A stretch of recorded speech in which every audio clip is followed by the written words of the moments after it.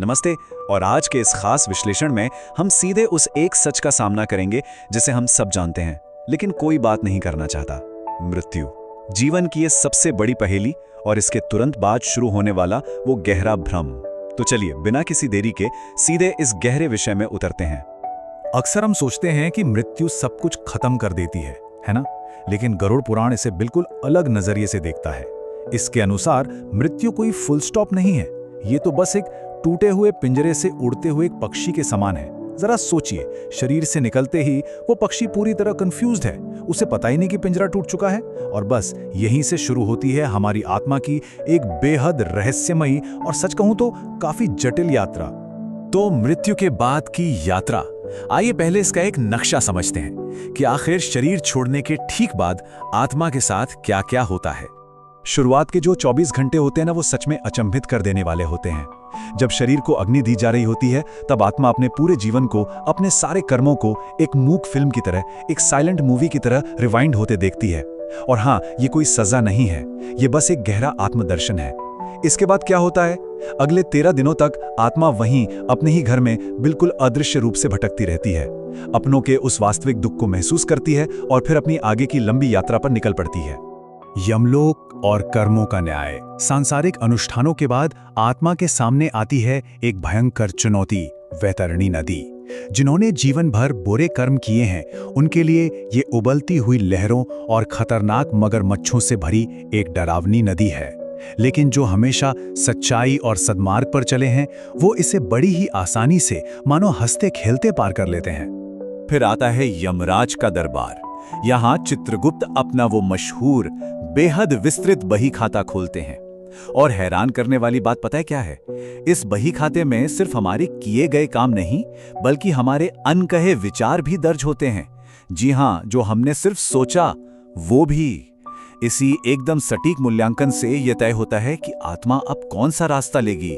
क्या वो संतों का आर्य मार्ग होगा, पूर्वजों का धूम मार्ग, या फिर पापियों का उत्पत्ति विनाश मार्ग? अच्छा, अब जिनके कर्मों के हिसाब में गड़बड़ है और जिन्हें सुधार की जरूरत है, उनके लिए गरुड़ पुराण में बहुत ही स्पेसिफिक शुद्धि लोकों यानी नरकों का जिक्र है। ये कोई रैंडम सजा नहीं है, हर सांसारिक गलती के लिए एक कस्टम मेड अनुभव तैयार है। जैसे अगर किसी ने दूसरों की संपत्ति हड़पी है तो उसे तामिश्र लोक भेजा जाएगा, या अगर अहंकार में चूर होकर गुरु का अपमान किया है तो कालसूत्र।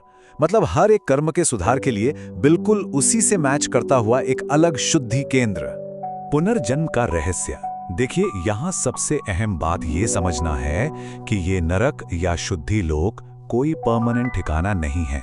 ये एक बहुत ही सख्त सुधार प्रक्रिया का हिस्सा है जो आत्मा को सीधे पुनर्जन्म की ओर ले जाते हैं। और ये सब कुछ आत्मा की अपनी कंपन शक्ति यानी उसकी वाइब्रेशनल फ्रीक्वेंसी पर ही निर्भर करता है। 84 लाख, जी हाँ, हमारे ग्रंथों में साफ साफ लिखा है कि इस पूरे अस्तित्व में 84 लाख अलग अलग योनियां हैं। और इनमें से जरा सोचिए, इनमें से सिर्फ और सिर्फ मानव जन्म ही वो इकलौता सचेत अवसर है, वो एकमात्र चांस है जहां हम अपने पिछले कर्मों को सुधार सकते हैं और इस पूरे चक्र से अंतिम मुक्ति पा सकते हैं। होता क्या है कि जब आत्मा मां के गर्भ में आती है तो उसे अपने पिछले सारे जन्म, सारे कर्म क्रिस्टल क्लियर याद रहते हैं।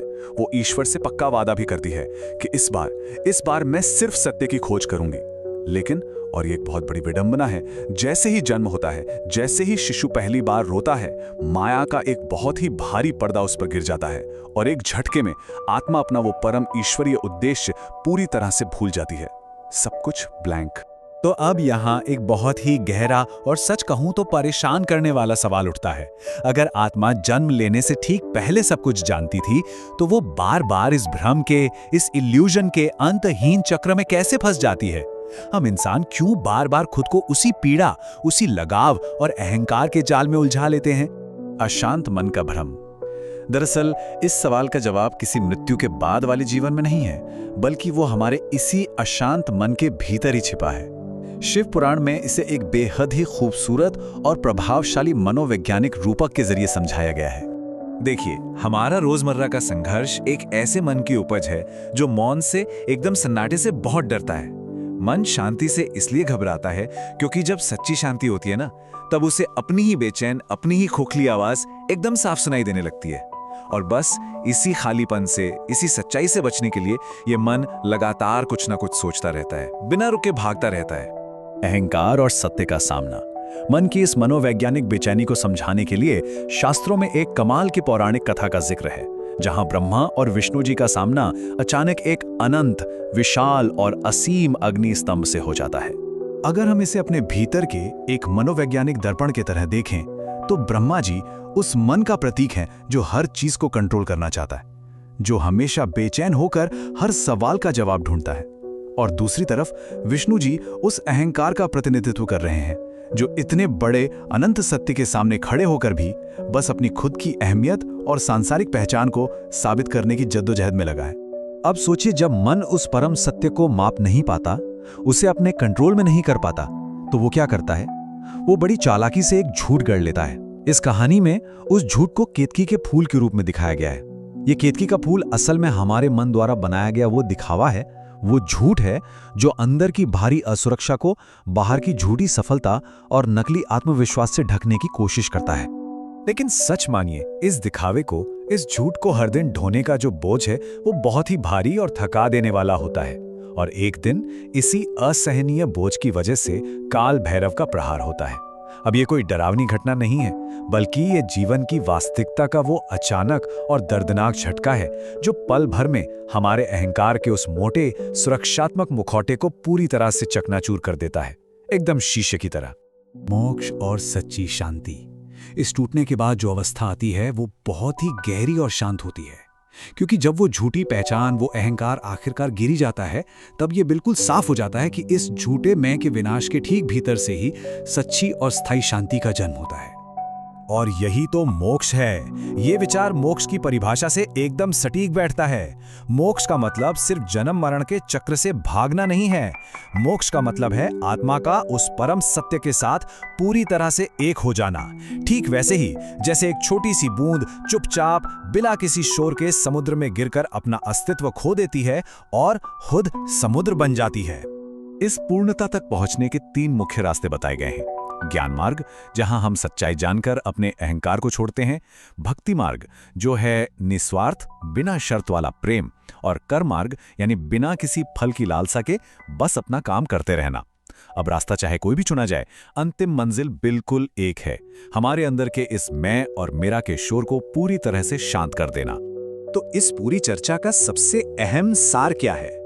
वो ये है कि जीते जी जीवन में शांति चाहिए हो या फिर मृत्यु के बाद की शांति, दोनों के लिए ठीक एक ही चीज की मांग है, अपने मुखौटे को उतार फेंकना और इस भ्रम को छोड़ देना। आत्मा की वो जो ब्रह्मांडीय यात्रा है और हमारे मन की जो ये रोजमर्रा की सूक्ष्म यात्रा है, ये दोनों एकदम एक दूसरे का आईना है। और सच्ची मुक्ति तभी संभव है जब हम इस भ्रम के आगे पूरी तरह से सरेंडर कर देते हैं। अब इस विश्लेषण को खत्म करते हुए एक बहुत ही गहरा और बेचैन करने वाला सवाल सामने है। जरा सोचिए, क्या आज की हमारी जो भी भागदौड़ है, जो संघर्ष है, क्या वो सिर्फ हमारे अहंकार की वो बेबस लड़ाई है जो उस मुखौटे को हर हाल में बचाए रखना चाहता है, जिसे जीवन और मृत्यु आखिर में छीन ही लेंगे? क्या हमारा सारा दुख सिर्फ एक ऐसे नकाब को कसकर पकड़े रहने की एक थका देने वाली कोशिश है जिसे वक्त एक ना एक दिन मिटा ही देगा? इस बारे में जरूर सोचिएगा। इस चर्चा का हिस्सा बनने के लिए बहुत बहुत धन्यवाद।